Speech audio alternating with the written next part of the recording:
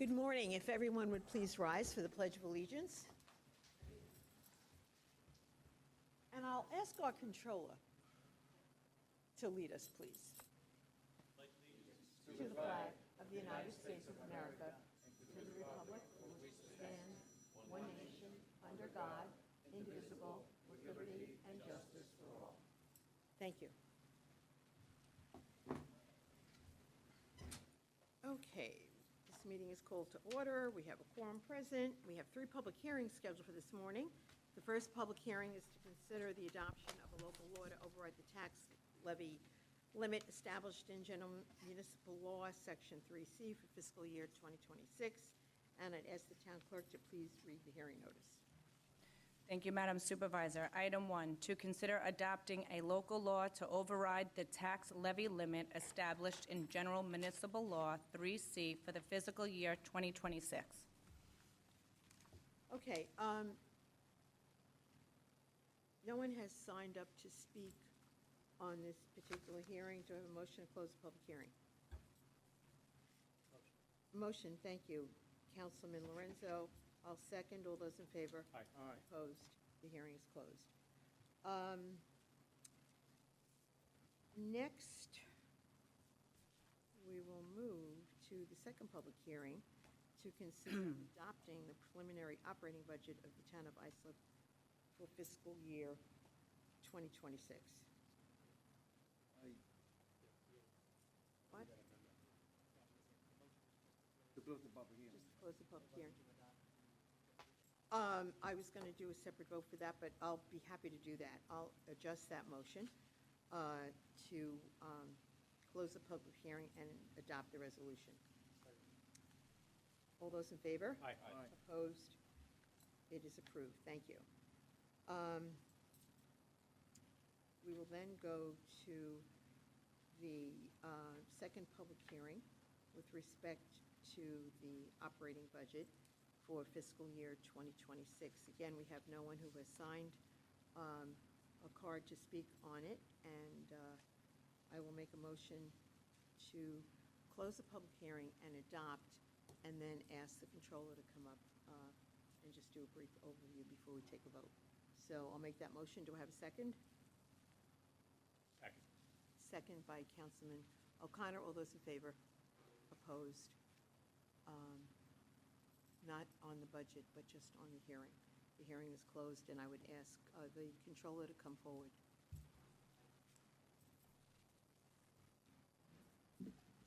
Thanks, Jim. Joe. Good morning, everybody. Joseph Been Ludwig, that kind of day. Controller, 401 Main Street for the town of Islip. You guys have a daunting task in front of you today dealing with this operational budget because there is a significant increase in the expenses in relation to the piercing of the cap. That is really the driving factor behind the 2026 operational budget. We have proposed, which I see is on the agenda for later on, the blue collar and white collar contract ratifications, and that is basically what has added the significant piece to this budget. When you think of, and we'll just round it and call it $9 million that we have to cut to be cap compliant, half of that is basically just from the white collar and the blue collar contracts. And while that sounds a lot, you all have to remember that back in, I believe, and I know the union members are here and they'll throw stuff at me if I get it wrong, but I believe it was around 2006 or so, blue collar and white collar were frozen for 6 years. That means no step, no raise, nothing. So back in the early 90s, where the town was amongst the better paid townships on the island, we have significantly dropped over the last 30 years. And as I'm sure you've all have heard, and every commissioner behind me can attest, we've had significant trouble retaining, attracting, and keeping employees who can actually do the things we need to do. So the negotiations, which were a long time coming, have actually started to make a significant impact on that salary discrepancy, if you would. That is really half of the reason why we have this cap increase. The other pieces, which are all things we cannot control, everything we're hearing from our banking partners is that we're looking at a significant rate increase on our interest earnings going into 26. So that's $1 million that we have to take out of the budget right off the top. We're hoping we won't have to lose that much. We don't know what's going to happen in Washington as 2026 rolls around. The other big piece that hit us this year, which was unanticipated and unexpected, and Town Attorney, please correct me, it was the general liability policy that went up the $1 million that we didn't expect? Excess policy? The excess, I apologize. So the excess policy, which was around $1 million for the last several years, went up to just over $2 million for 2025. No claims, no cases. We don't know why it went up, but it went up, and we had to pay that. And that's an increase that's going to impact the 26 budget that was not in the 25 budget. Of the things that I say that we can control, so we eliminate our debt service, we eliminate our full-time salaries, we eliminate our health benefits and all the things that go along with it, we have about 20% of this budget that we can control. And of that 20%, take a look at quick notes, I think we went up by about $500,000. So of the things we can control, when I say we, I mean all the ladies and gentlemen behind me, because they're the ones who give me their requests, they did everything they could to the best of their ability to still be able to provide the services that we've been providing, but at the same time, not increasing where we didn't need to increase. That is my boring overview of the 2026 budget. More than willing to stay in here and answer any questions you folks may have. Joe, one thing I'd like you to touch on is the fact that we kind of inherited a little bit of a problem to begin with in the fact that for so many years, taxes stayed absolutely flat. So it kind of... Even though the general fund portion of a taxpayer's tax bill is around 5%, it stayed flat. So back in, I think it was 2012, which is kind of scary, there was someone who's working, I believe, in the assessor's office who still lived in the same house they lived in 1982. And for some reason, they kept their tax bill. Did no alterations to their home, so it was the perfect example.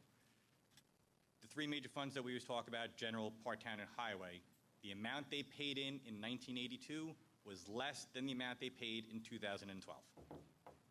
So to your point, Supervisor, this town has been horrible in adjusting the tax levy as it needs to adjust the tax levy. A lot of that, and I'm not trying to place blame, goes back into those Supervisor McGowan years where he kept the tax rate low. And all that was wonderful until the tax cap got enacted.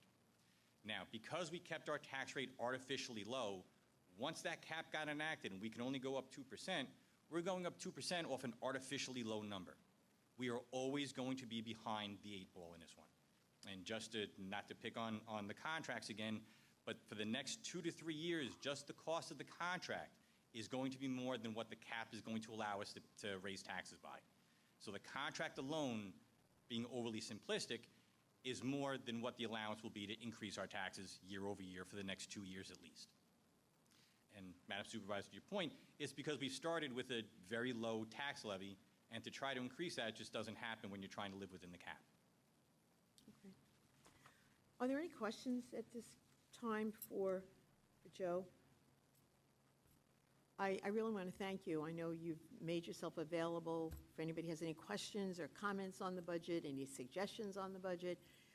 You know, as I have, we all know that technically this is the supervisor's budget, but, you know, I'm here all the time, and anyone is, you know, was welcome to make any adjustments they chose to.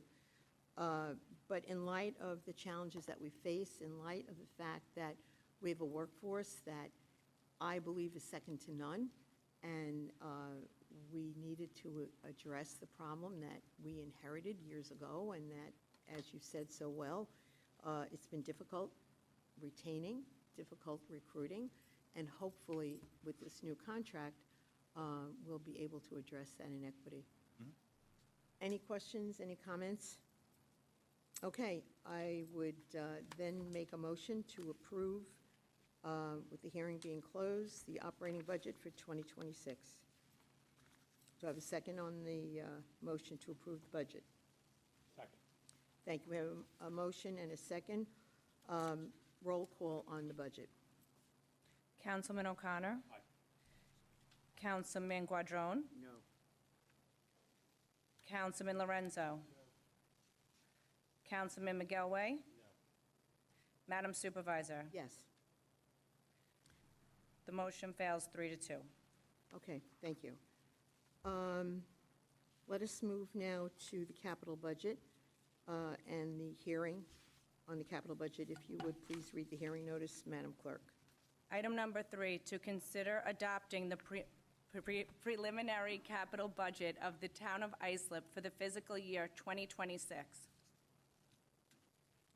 Okay, we have a motion, I will make a motion then to close the public hearing. I know the capital program has been distributed and discussed, and again, with the capital plan, it is that, a plan for projects that are needy and necessary across the town, and before we appropriate any money, it will come back before this board for a vote to appropriate for whichever the given project is. So I will make a motion to approve the capital budget for 2026. Do I have a second? Second. We have a motion and a second. Roll call on the budget vote. Councilman O'Connor. Councilman Lorenzo. Councilman Guadrone. Aye.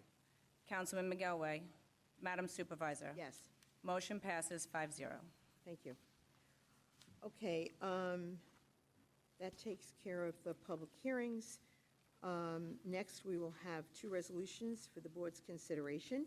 Number one is ratification of the proposed blue-collar collective bargaining agreement for the period beginning January 1st, 2025 through December 31st, 2031, and authorization with supervisor to execute same on behalf of the town. Again, as was mentioned by the controller, there was a lot of participation in the process in getting us to this point with this particular contract.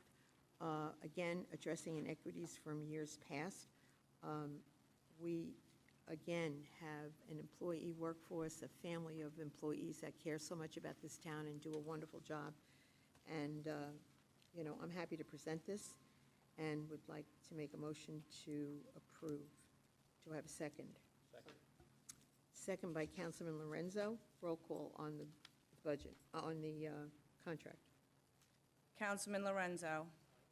Councilman O'Connor. Councilman Guadrone. Aye. Councilman McGilway. Madam Supervisor. Yes, Motion passes 5-0. thank you. And next, we will move to the ratification of the proposed white-collar collective bargaining agreement for the period January 1st, 2025, commencing December 31st, 2031, and authorization for supervisor to execute same on behalf of the town. Any questions on this? Hearing none, I'll make that motion. Do I have a second? Second.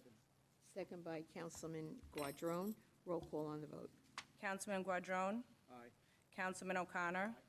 Councilman Lorenzo. Councilman McGilway. Madam Supervisor. Yes, Motion passes 5-0. thank you. There is no other business to come before us. I'll make a motion to adjourn. Second. Motion by Councilman O'Connor. I'll second that. All those in favor or opposed, we stand adjourned. Thank you very much. Have a great day.